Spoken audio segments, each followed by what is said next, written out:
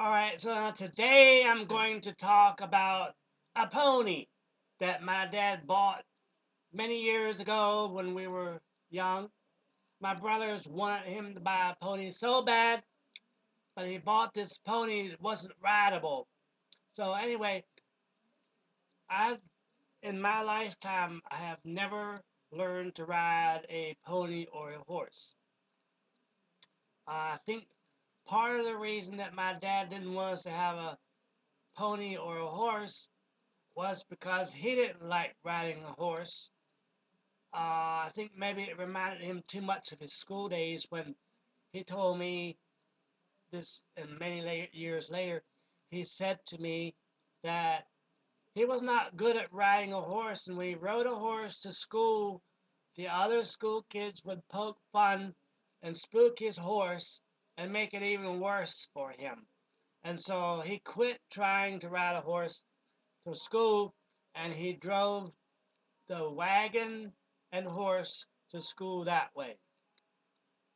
And it got cold, and he had to use these fire brick, I guess, like putting brick in the fire, heating them up, and putting them in the wagon for him to put his feet on to keep his feet from freezing. That's the way that they did back then with these horses. So they drove the horse to the school. He did. And I think it'd be interesting to go out west, somewhere where the Amish are. My Amish relatives, I don't know where they are, but I can find them somewhere probably. And maybe they will allow me to work for them a couple weeks and plow the field with the horse so I could get used to knowing what it is like to plow with a horse. I think that'd be interesting for a while. So that's something I might do this year is to go and hunt up Amish kinfolk. See if I can do that. But anyway, so this pony I was talking about, this pony my dad bought for $2. My brothers begged and begged for a pony. Finally, he bought this pony for $7. Did I say $2? No, that $2 came out of my mouth because he sold it later for $9 and made $2 profit. But it probably cost $2 to go and get the thing and take it back. Gas was cheap back then. You could probably do that for $2. So he really didn't make any profit because the auction was in Stanton. It was probably 10 miles to the auction, and gas was like, oh, was it 50 cents a gallon back then? I don't know. Earlier, gas was 38 cents a gallon. I remember 38-cent gallon gas. Kerosene was 10 cents a gallon. Those were the old days, you know. Um, so this pony was wild, and we couldn't tame it. And it was just running around the field, running around. It had itself a path around the field, along the fence, a solid, hard path in the 2 weeks that it was here. Or maybe it was just a week. I don't remember for sure. But that thing one day, it was determined it was going to get out.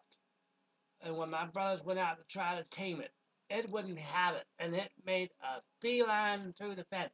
It went sailing through the fence between barbed wire about like that. And how it managed to do that, thunder through that fence like that without getting all cut up by the barbed wire is beyond me. It's like he knew how to do it. Like maybe he had done it 100 times before somewhere. I don't know.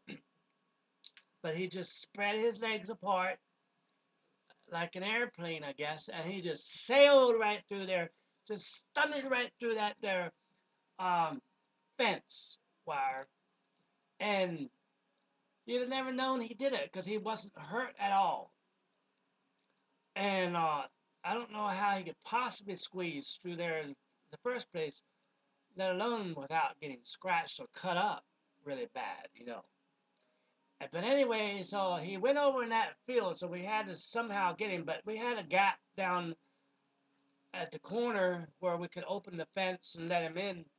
back in. But the reason for that was because the man who owned that field at that time, he also had horses. But there were times when he didn't have horses, and he would allow us to have our cows go in there for free.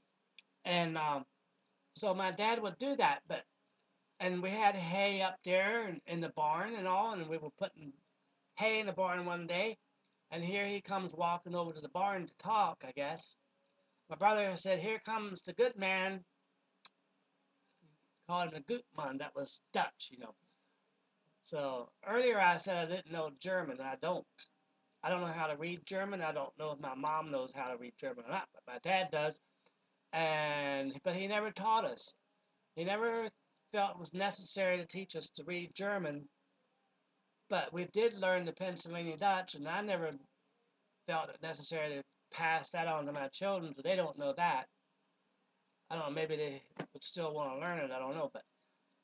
But anyway, so Pennsylvania Dutch we knew, but German we did not know. And but my brother said, "Here comes the Gutmann," which means the good man. Well, my dad got angry right there. He said, "You should not call a man good. The Bible says you should not call a man good." I thought that was funny, but I didn't say anything. But now I don't think that the Bible does say it says, "Why callest thou me good? There's none good but God." But it doesn't say not to call a man a good man. In fact, it says if the good man had watched, his house would not have been broken into. So apparently, a good man is a watchman, or maybe he's a landlord or something. I don't know. But this man was sort of like a landlord because he owned the property, and we were putting hay in his barn for our cows. And so I don't think there was anything wrong with calling the man the good man, but I don't know. But I think my brother probably said that to see what my dad would say. But anyhow, to me that was really a funny thing. But be that as it may, um, so then, um, so he would let us put cows in there, and then he'd say, "No, you get them out. I don't want them in there anymore." For no reason. He wasn't using it for anything. And then he'd say, "Oh, you can bring it in." It seemed like if he was in a certain mood, then you could bring him in. And if he was in a certain mood, you got to put him out. It's like, then don't ever bring him here again. And then he'd change his mind. You can put him in here again. Why I ever said you can't is beyond me. That's the kind of guy he was. He couldn't remember why he said something, I think.